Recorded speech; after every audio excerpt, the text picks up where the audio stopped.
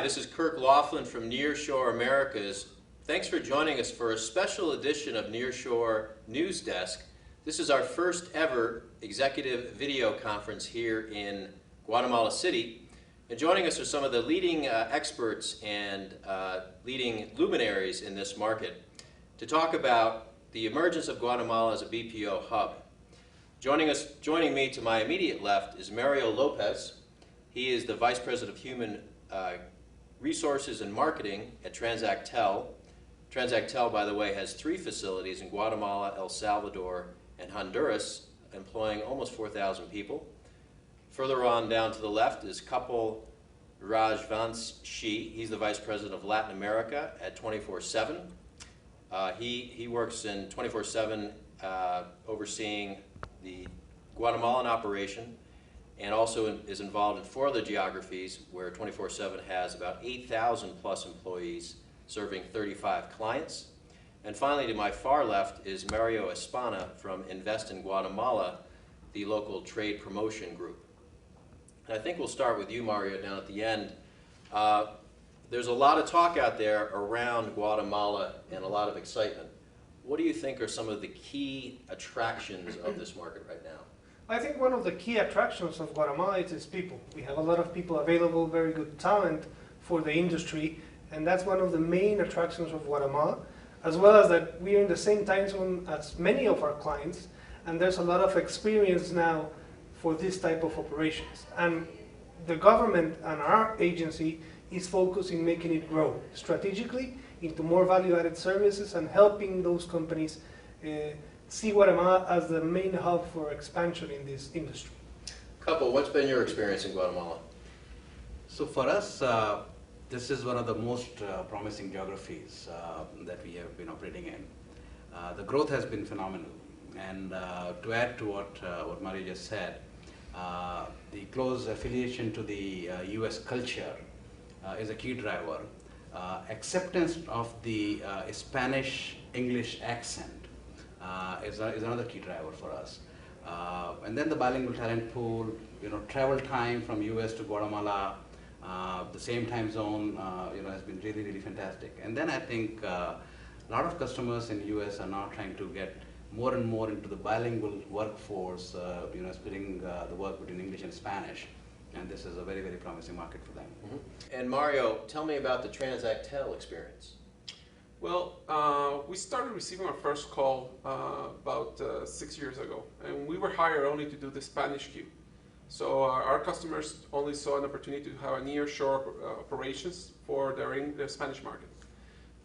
Then we started to grow not only into the English, but also into the back office support and other value-added opportunities. The good thing about Guatemala overall is that, even like Kapil said, he had a lot of cultural affinity. But also, most of us learn our English in the U.S. I mean, we have family members. It's very common to have family members in the U.S. I mean, the second largest population in Guatemala is actually in Los Angeles. So there's a lot of migration going back and forth from the U.S. down to Guatemala. So it's very common for us when we're kids to go to the U.S., study English for a couple of months and come back. With that, we actually now are doing a couple of works when we not only bring the people who know English, but actually teach them the different slangs or accents into the U.S. market. As an example, even though our agents are speaking very clean English, they have to know the Texan slang or the New York slang or the Boston slang, mainly because they can relate to the customer, understand what they're feeling, or what their needs are. With that, I think the growth that we have had is mainly driven because of the trying to expand through the value chain of our customers. Well, there's folks out in the audience that are obviously U.S. businesses, all kinds of sizes, trying to understand what makes one market different than another. Mm-hmm. And I don't necessarily want to do an apples-to-apples comparison, but as Guatemala emerges, what do you think is special about the Guatemala brand? Why do you think it's maybe outstanding right now, becoming such a hub in Central America? Well, Guatemala overall, first of all, is the closest country next to Mexico. So like Kapil was explaining, I mean, there's almost 3-hour flights to most of the major U.S. cities. The other thing is that overall the political stability that we have had for the many years now has been driving the risk ratings for the country lower and lower.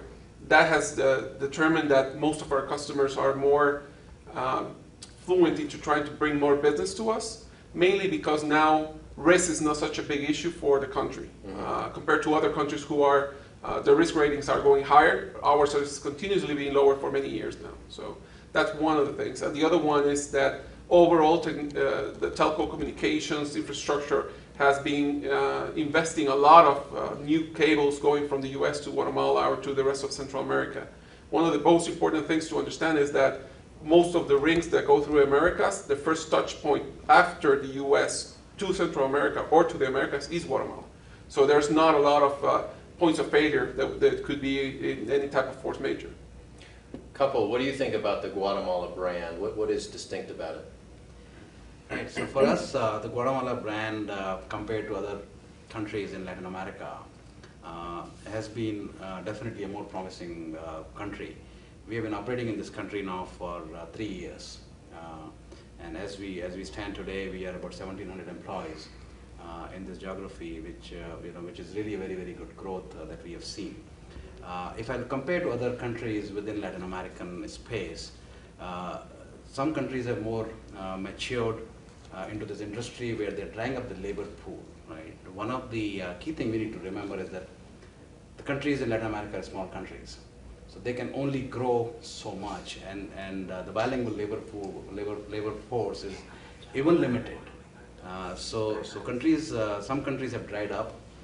Countries like Honduras still have some political instability, which is not making it attractive. And then there are certain countries which are still very expensive to operate in. I think Guatemala probably offers the best of the combinations when you look at these challenges. The cost of operation is still not very high. The bilingual force is still available. It's trying out pretty soon, but there are a lot of initiatives which are happening. And at the same time, the infrastructure, as Mario Lopez was mentioning, is really stabilizing. So it has been really good for us. Mm-hmm. Mario, from the government perspective, let's be honest, the BPO industry has not always been the highlight of the thrust of promoting Guatemala. How is that shifting now? I think it's shifting because we see a lot of promise in the industry. We are not only looking at call center operations, but also back office services, software development, Q&A. And we know this is an industry that can grow for many years and be very sustainable. We know there's a lot of challenges we need to address. So I think now and today, and the focus of the agency is to really promote and understand the needs of companies coming into Guatemala. We are working on English promotion for everyone, for every young people, all the young people in Guatemala. The infrastructure is ready. There's a lot, very good communications, very good technical skills also in Guatemala, and a lot of successful stories of small companies operating in new ventures in the BPO industry. So I think now, after all this history, or recent history, BPO industry is in the front page. We know it's a quick industry for growth. It has a lot of potential, and what Guatemala has is a lot of young people, and we need to provide opportunities for them. And I firmly believe that the BPO industry can provide those opportunities in the short and middle term. One of the things that's interesting, having been here for almost 48 hours now, is it's clear to me that we're going to see a lot more hiring and a lot more expansion in the BPO community here. In fact, I wouldn't be surprised if we're looking at doubling the number of agents over the next couple of years, the number of seats. As a result of that, the obvious question is, what is going to be done differently here in managing that growth as an industry overall? Maybe Kapil, we'll start with you, especially given reference to what could be learned from India. Right. So that's a very interesting and challenging question at the same time. For 24/7 customer, we have seen, as I was mentioning earlier, very aggressive growth in the marketplace. From a government perspective, definitely creating more of bilingual workforce, promoting more of English education at different levels of the schooling and college is absolutely must for sustaining the growth that we are seeing in the country. At the same time, I think key issues like the safety and the security and some of the infrastructure is going to be very critical for Guatemala to sustain the growth that is on its way. But our experience has been that there has been reaction from the government. It has been a little slow. I think it's gaining momentum as the industry is becoming larger and larger. I think at this point, the bilingual workforce within the country There's about 10,000 odd employees in the bilingual workforce. And we are seeing more and more interest from the government over the last few months specifically, which is definitely encouraging. Mm-hmm. So we are looking forward to the support from the government to grow this industry in this geography. Mary, what are your thoughts? Well, one of the things that we learned very quickly is that we learned from the experience of other countries. I mean, we saw that there was a big hype in the almost 2000 era in India. And one of the things that we learned very quickly is that we need to stand as one voice. That's when the Contact Center Commission started. The Contact Center Commission is a group of all the contact centers, providers, and anybody who has a relationship between the industry. What we did is that we started to do a little of the rules of engagement per se. I mean, it's very common to have that when the labor pool starts to become more scarce, call centers are using some not a little too aggressive ways of recruiting. And the only thing that it goes is that turnover starts to pick up, wages have to go up, and that means that everything just becomes more and more expensive. And the only persons who actually lose at the end are the actual employees, because the call centers are going to look for another a little more inexpensive or not so developed country. What we did is that 24/7 Customer and many other call centers are members of, founding members of the Contact Center Commission, is that what we want to do is to level things out and start using that one voice to be heard by the government and many other industries like the providers, and to set the rules of engagement and to trying to get more jobs into Guatemala, not get the same people going around the same call centers. I mean, that's not good business for anybody. So now that we're doing that, and we have almost 3 years in the Contact Center Commission, the team members in the Contact Center Commission, I can safely say, have a very proactive and a very positive way of developing the industry and getting more people jobs instead of having the turnover that we're discussing. That's one of the things that is a very interesting pattern about Guatemala, is that overall, the same that we have in Transactel in the different geographies, Guatemala has a very low turnover rate. That's a very good and positive thing, because there's a big cost per hire and a cost of training people. If we have low turnover, that means that we're going to have investment, that return on investment is going to be better in the short, mid, and long term. So at the end, I think that's one of the big things that we have done in Guatemala, is that we understood that this business could be a very potent driver for the Guatemalan economy, or could sink it. So now we don't want to do that. And I think in Transactel, we were the first one to be here, and we're local. So that's one of the differentiators. And one of the things is that our friends, not only for 24/7 Customer, but the other call centers who are in the industry, know that they want to invest in Guatemala for the long term, not just a quick buck and get out. So that's a big differentiator we're doing. So what are some of the specific things you work together on in order to manage the growth? Kapil, can you share some ideas? Right. So I think one of the most important thing is, as Maria Lopez was mentioning, that the call centers have joined force together and formed the cluster. We are driving government to provide more English education. Recently, there was an announcement by the government to offer scholarships for English, which was a very, very good move. And really, cluster played a significant role in driving that together as a workforce. As a collaborative approach within the call center industry, cluster also controls any practices which are not healthy for the industry. So if we see some healthy or some unhealthy practices for hiring or poaching people from each other, which is going to be ultimately bad for the industry, cluster specifically focuses on those kind of controls. And then overall promotion of the industry. So whenever there are delegations, there are visits, and cluster takes active part in getting all the right call centers involved. So our experience with cluster has been really great. We need more call centers to be part of cluster. There are still some call centers which are not part of the cluster because they either don't see the value or they don't want to be abide by the regulations and the laws that cluster is putting together in the interest of the industry.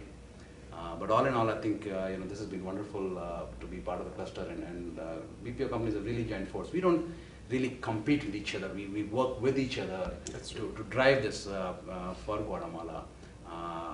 One of the most important things that we want to make sure that comes out visible is that BPO industry not only just creates jobs in the BPO industry, but it creates significant jobs in the ancillary industries as well. So our experience in India and Philippines has been that for every one job we create in BPO industry, there are 4 ancillary jobs that gets created in this marketplace. And that's where Cluster is really, trying to propagate the visibility of that kind of, drive to the economic situation of Guatemala, where, how this kind of industry can really contribute towards economic growth. And tell me a bit about how much on the radar is BPO or contact center opportunities for those college graduates in this market? To what degree is it now an opportunity? Well, it is becoming more and more interesting for them. I think, one of the things that we are seeing is this, that there is a lot of momentum. The industry is getting the visibility in the marketplace, in the colleges and the universities. We are actually working with some universities in collaboration with them to get more and more exposure of the students into this industry. Again, jointly, companies or BPO companies have put stalls and fairs in the universities to make it more visible. The key thing is this, that one of the areas where we are still lacking is that the colleges are not gearing themselves to be more aligned with the industry, whether it is the English education, whether it is the part-time schedules for the classes which help them work in the industry as well as go to the college. We see a lot of people work in the colleges and also want to work for the organizations like 24/7 and Transactel. But the colleges are not being flexible to offer different schedules for the classes, which becomes a huge challenge in specifically, as you know, in the call center industry. Mm-hmm. We've got time for just about one more question. It's interesting, countries like Chile and Brazil, Costa Rica are putting a lot of emphasis now on trying to move up the value chain and offering higher value services. To what degree are you and your organizations looking to diversify? And Mario, we'll get some response to you. A longer term, is Guatemala potentially that kind of destination? So Mario, your thoughts? Well, actually, I think that overall, most of us started as a basic customer service provider. Yes, we're moving up. We're looking into more value-added processes, such as F&A work and back office support, something that is not necessarily into the contact of day-to-day operations with the customers. Having said that, there's a big potential of not only in the BPO industry. I mean, we have very good software development companies. We have a lot of, for example, there's a company here who does imaging for movies in the US. So there's a lot of diversity of the potential candidates or potential labor pool in Guatemala. Of course, BPO is a volume business, so there's a big booming every time we count 200, 300 seats.